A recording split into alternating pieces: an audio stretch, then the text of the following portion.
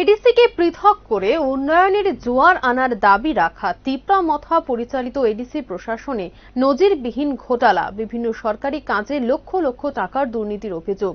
কাঠগড়ায় তিপ্রামথার এডিসি প্রশাসন। বিস্তারিত রইল রিপোর্টে। এডিসি এলাকায় যে সকল আসনগুলিতে মথার বিধায়করা জয়ী হয়েছেন সেখানে নেগোসিয়েশন, সরকারি কাজে দুর্নীতি, প্রকল্পে সরকারি অর্থের নয়ছয় সহ নানান দুর্নীতিমূলক কর্মকাণ্ড সংঘটিত করা মথার নেতাদের কাছে স্বাভাবিক বিষয় হয়ে দাঁড়িয়েছে বলে অভিযোগ করছে। এমনই একটি চিত্র ধরা পড়ল চরিলাম বিধানসভা এলাকায়। চরিলাম বিধানসভা কেন্দ্রে বিপুল উন্নয়নমূলক কাজ করেও 2023 সালে বিধানসভা নির্বাচনে পরাজয়ের মুখ দেখতে হয় জিষ্ণু দেববর্মাকে। এই কেন্দ্র থেকে জয়ী হন তিপ্রামথা দলের সুবোধ দেববর্মা ওরফে খাতুন। অভিযোগ, বিধায়ক হয়ে চরিলামে মথার নেতা পাণ্ডব দেববর্মার নেতৃত্বে একটি নেগোসিয়েশনের কমিটি গঠন করে তুল্যা আদায়ে নেমে পড়েন বিধায়কের নেতৃত্বে এক দল। অভিযোগ, নিয়ম করা হয় চরিলামে কোনো ঠিকাদার কাজ করতে এলে কাজের মোট দরের 8 থেকে 9% অর্থ দিতে হবে মথার বিধায়ক সহ নেতৃত্বদের।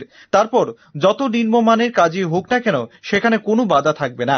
এই ঘটনার বাস্তব চিত্র দেখা গেল সদ্য 97 লক্ষ টাকা ব্যয়ে তৈরি করা শিখরিয়া থেকে চরিলাম পর্যন্ত 2.5 কিলোমিটার রাস্তা এবং 93 লক্ষ টাকা ব্যয়ে শিখরিয়া রাঙ্গামাটিয়া হয়ে মোট 3.5 কিলোমিটার রাস্তা নির্মাণের কাজে। অভিযোগ, একটি কাজ জিরানিয়ার ঠিকাদার মিন্টু দেবনাথ এবং অপরটি ঠিকাদার অজয় আচার্যের নামে হলেও কাজ দুটি উদয়পুরের অজয় সরকারের তত্ত্বাবধানে হচ্ছে।